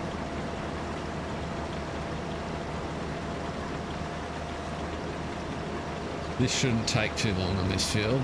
I don't know if you noticed on the map before though. Can you imagine? You'd get a fair few sugar beet off field 62. Oops. What did you miss? Better.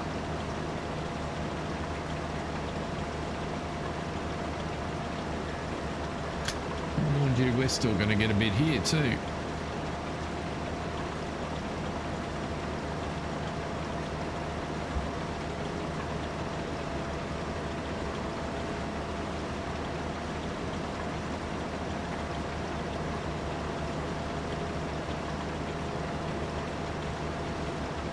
Yes.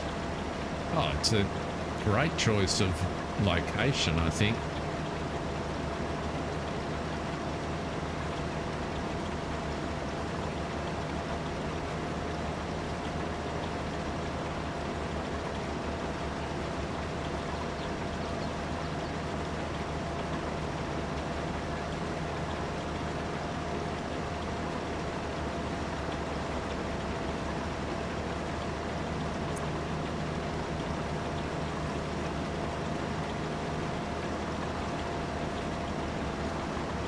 Okay, so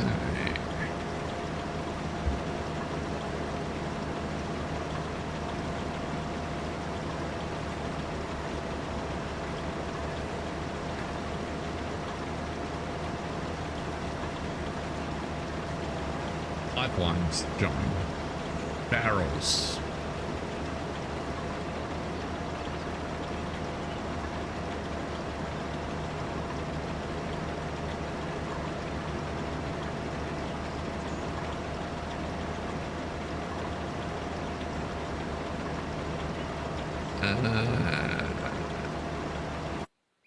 Yeah, let's, what am I doing here?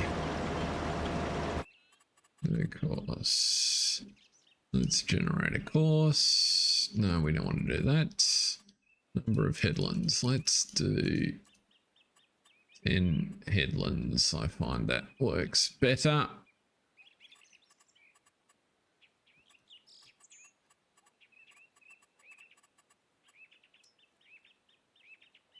Right. And you are a left-hand download, aren't you?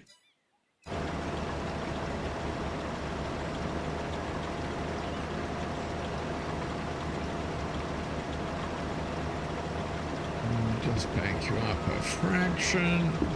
Yep. And start with the nearest waypoint. I thought you were a legend, John. So let's jump back. And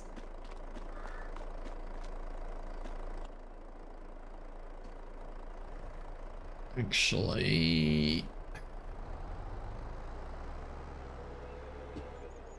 how many horses on this? We'll find out if this is enough to pull it.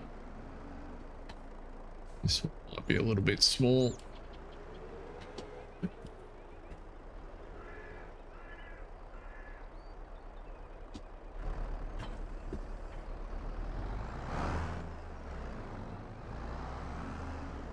Legged.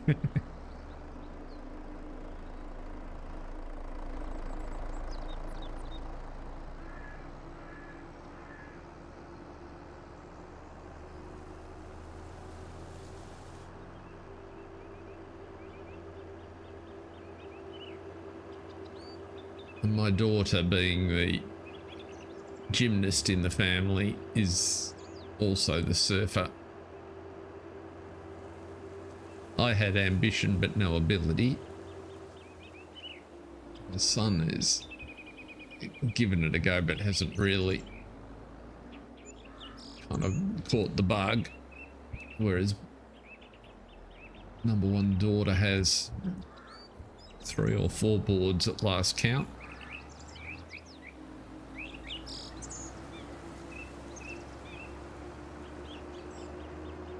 But very much fun amateur, not nothing serious. Missed a bit over there. Might be able to get an unload as he comes past, given it's sort of a circular-ish field. We might have to go and tidy up after.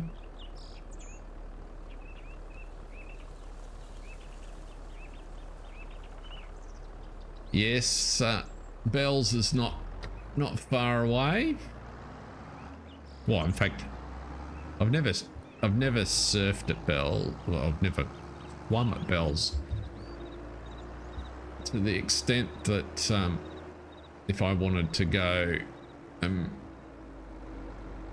put any sort of board in, I would drive less than 2 hours, and my choices would probably be Woolamai at Phillip Island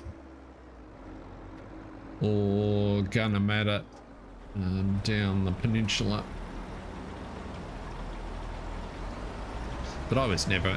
I had a surf ski because I wasn't a good enough surfer, and the conditions, because I wasn't very good, you kind of were very dependent on how the conditions were, and so with a ski I pretty much guaranteed whenever I went and took it to the beach I was able to put it in the water, which suited me better. And I'd done a modest amount of kayaking and canoeing, so it was something I was a little bit better equipped for. Gee, that didn't take much.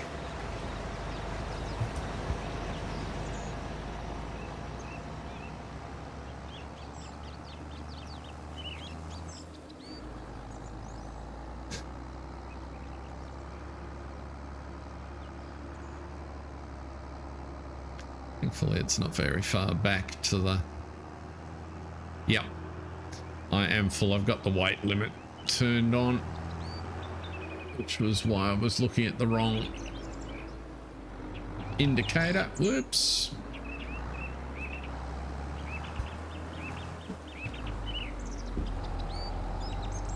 This tractor is a little underweight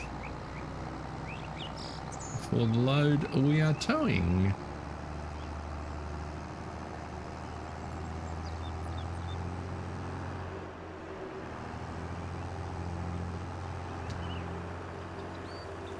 I do have an Amity auger wagon there that I could probably take down to the field and let the harvester fill that, and we could just ferry from there, but feels like too much thinking for only a short period left in the... Now let's see, we haven't spent any time with George. I can't remember how the sugar mill here is set up. I've done nothing to it.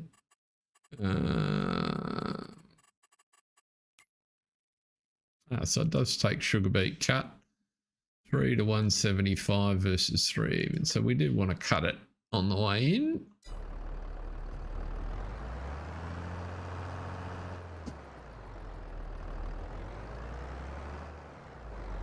Which means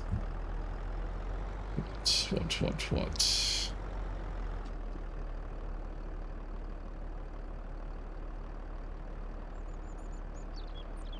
Tipside cutter, that's the one we want.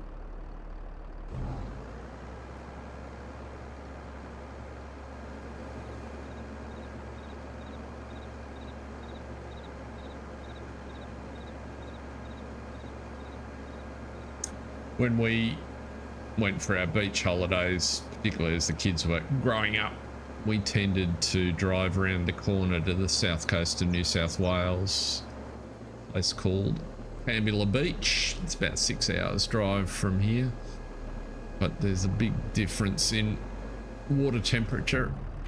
The Southern Ocean is cold, basically, and I don't like cold water.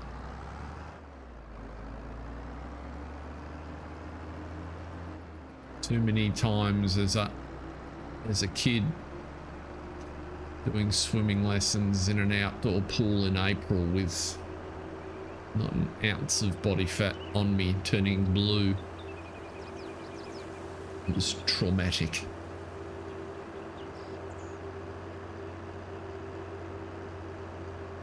Didn't discover this marvelous invention called a wetsuit until I was old enough to afford and purchase one for myself.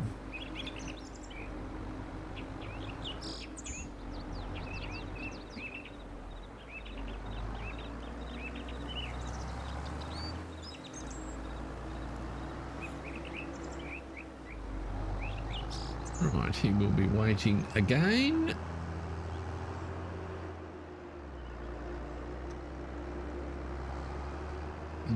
Dee-dee-dee-dee-doo.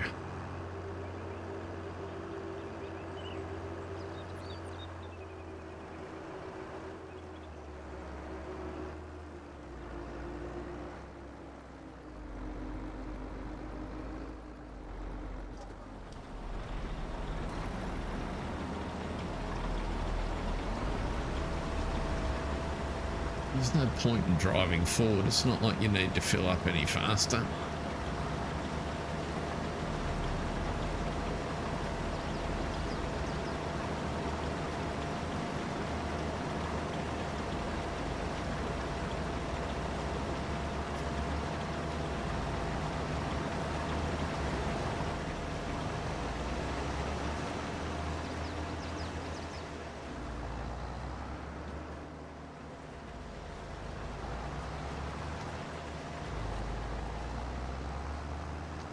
Can reliably report that some of Farm Sim Brisco's water features are fairly deep. I managed to, particularly that little lakey thing just over the rise, it's behind us now. Managed to spawn a couple of vehicles in the bottom of that accidentally. Took me a while to find them.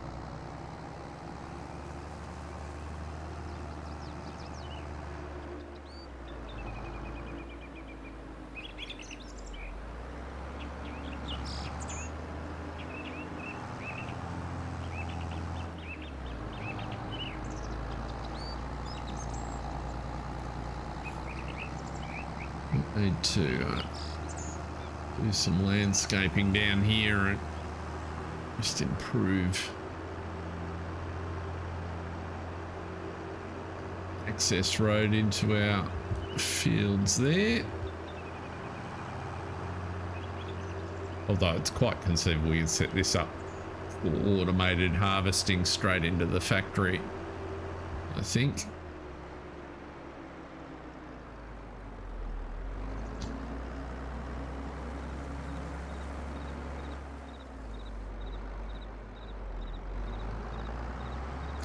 Yes, I can imagine that giving you a bit of a fright.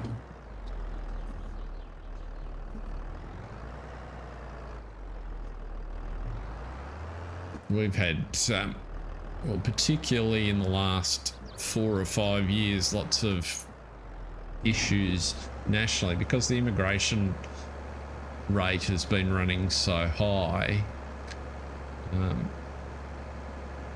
There's been a large influx of people into the country from places where swimming is not something that you do course, they get down to the beach, which is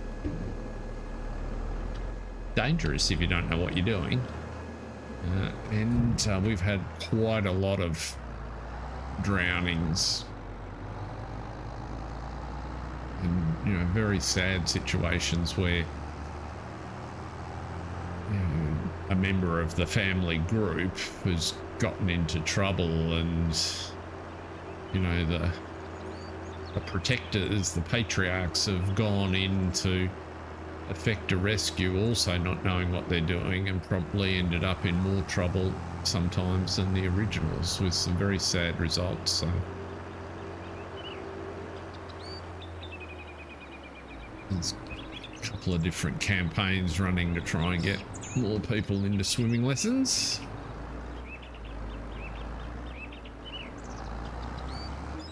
Surf can be a lot of fun, but very dangerous if you don't know what you're doing.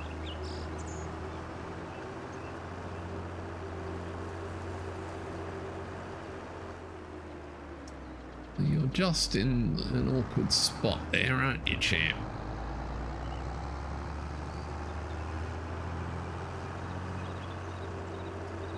Rightio. Well, we're making good progress.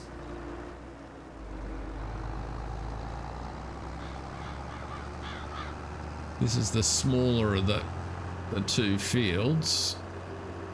We've got enough now to... haven't done the calculation to know how long the sugar factory will run for. What are you doing? You're not quite there, are you?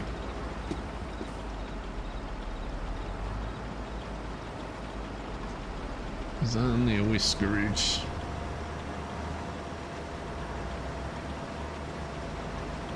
We'll fill it up before we get to the corner.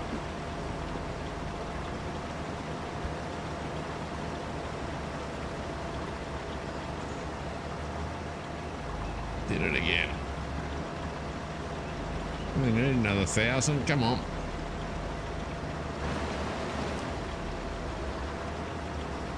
That'll do it. Now I can't out-drag you.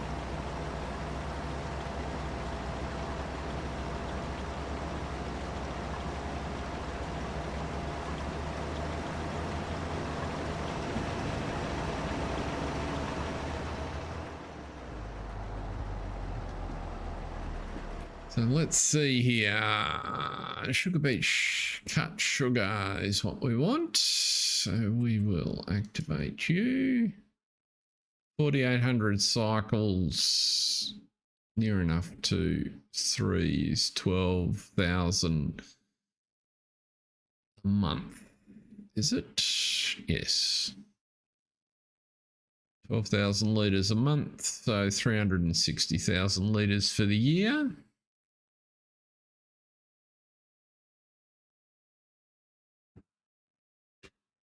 It is fairly slow. We might make an investment in an upgrade. It'll be fine for the first year, but we might balance that out a little bit as we go. Pretty sure we go back. Yes, it would. It would indeed.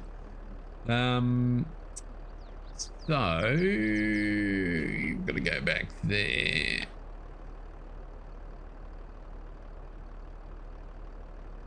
It's quite interesting. They never show you all of that clip, John, but it is really interesting once you've taught.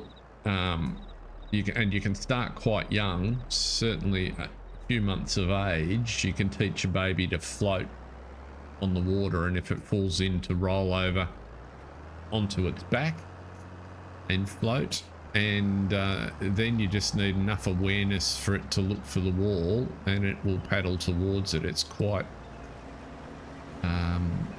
bizarre, but equally if you have a young child that hasn't had any training, they go down like lead weight. And speaking from experience, I was there.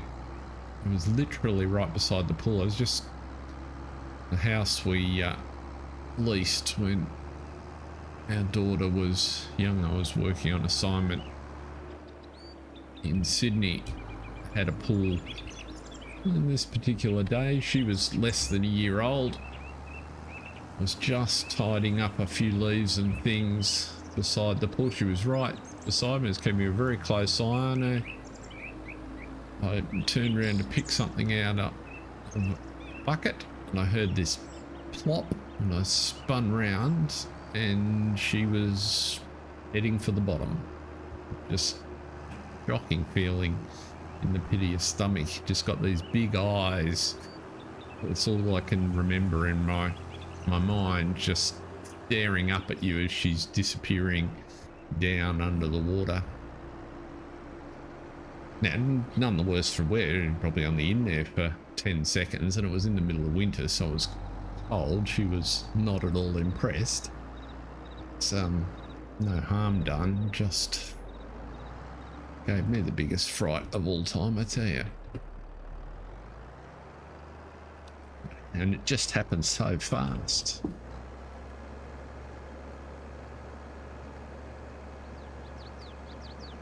Right.